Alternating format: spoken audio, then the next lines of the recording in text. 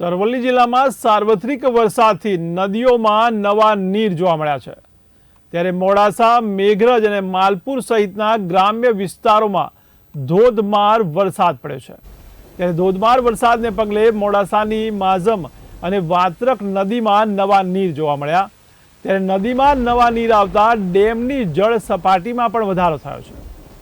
ત્યારે ડેમની જળ સપાટીમાં વધારો થવાથી ખેડૂતોને હવે રાહત અનુભવાઈ છે। ત્યારે માઝમ ડેમમાં 2600 ક્યુસેક પાણીની આવક નોંધાઈ છે, તો વાત્રક ડેમમાં પણ 400 અને મેશ્વો ડેમમાં 350 ક્યુસેક પાણીની આવક થઈ છે।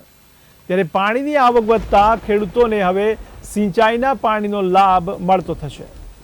તો મહત્વના સમાચાર કહી શકાય અરવલ્લીથી। ત્યારે અરવલ્લીમાં સાર્વત્રિક વરસાદ જોવા મળ્યો છે।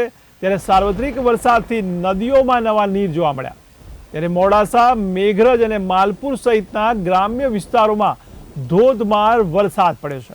ત્યારે ધોધમાર વરસાદને પગલે મોડાસાની માઝમ અને વાત્રક નદીમાં નવા નીર આવ્યા છે।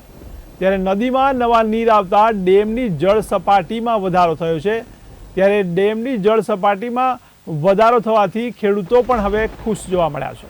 ત્યારે માઝમ ડેમમાં 2600 ક્યુસેક પાણીની આવક નોંધાઈ છે।